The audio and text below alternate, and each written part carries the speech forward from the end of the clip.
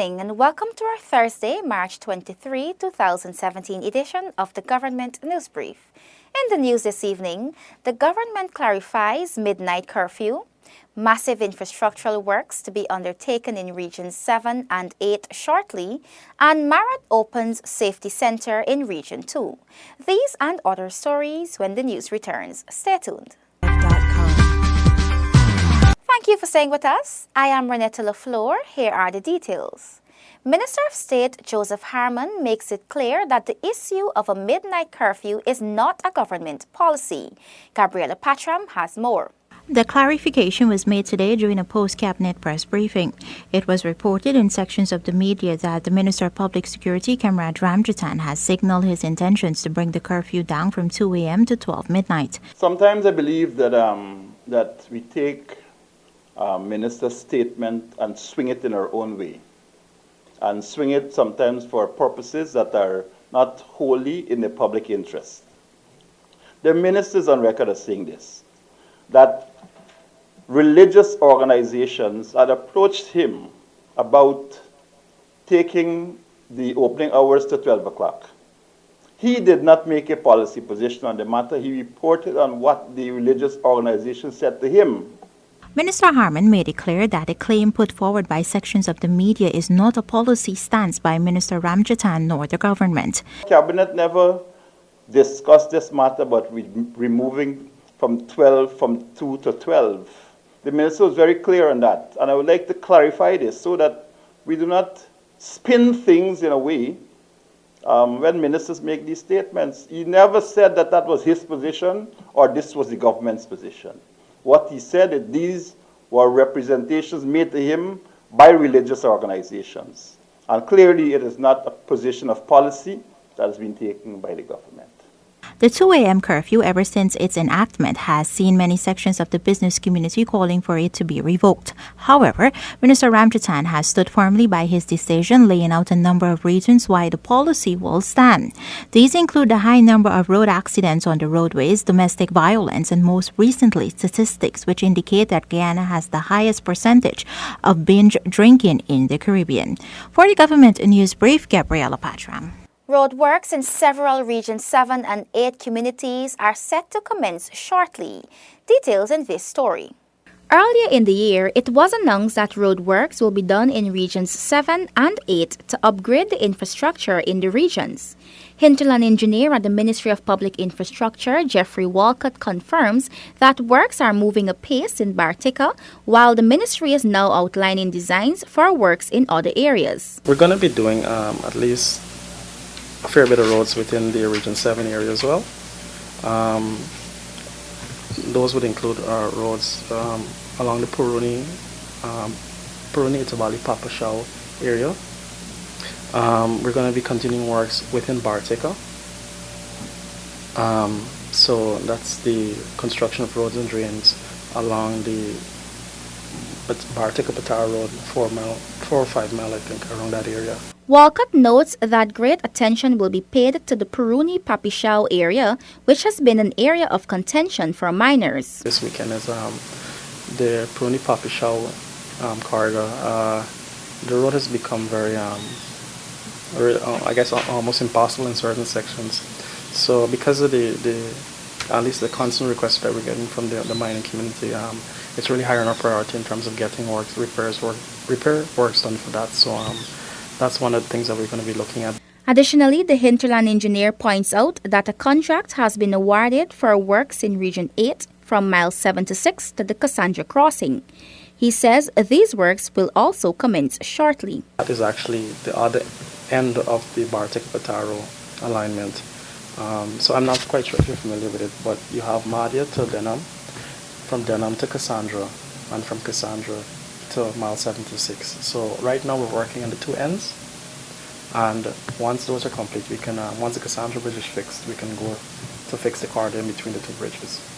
In 2016, the sum of $1.72 billion was provided for works in the hinterland.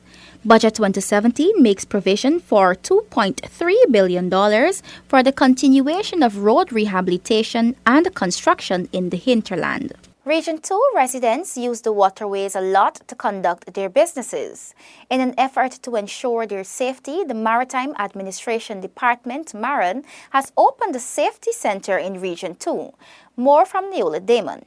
The formal opening of the Charity Safety Center follows that of one at Bartica in Region 7 earlier this year. Region 2 Chairman Devanan Ramdat applauds MARAD for officially opening the charity facility, which he says will ensure the safety of the citizens on the waterways. I think it is also timely that we, at the level of the regional government, and at the level of the national government, that we also listen to their concerns as we aim to have a comprehensive way in developing our region and ultimately our country. Director of Ports and Harbors, Louise Williams, says that the establishment of the Maritime Safety Center will promote a holistic approach to safety, since it serves to augment MARAD's effort to effectively regulate the country's waterways. She adds that it would also provide an opportunity for both operators and owners to access services necessary to become compliant with the national regulation, since it will save time and money. While it is essential for us to adopt a comprehensive approach to achieving our goals of having individuals and vessels being compliant, we wish also that persons would understand the importance of complying with stipulated regulation and adhere to same.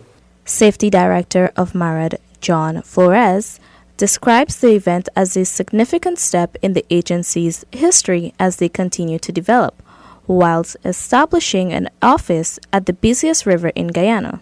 The maritime team hopes that the charity residents embrace the changes being implemented for their safety. Neola Damon for Government News Brief. The New Amsterdam Town Council is seeking to raise revenues to assist in providing better service for residents. It is currently in discussion with the residents to determine a suitable fee for sanitation. Isaiah Braffett tells us more. This is part of the Council's initiative for earning revenue without being burdensome to the citizens. Mayor of New Amsterdam, Kirk Winter, explains. We're suffering from a devalue system and defaulters. So we're pleading with the citizens to come in and, pay the taxes on time because it's meager. That's one part.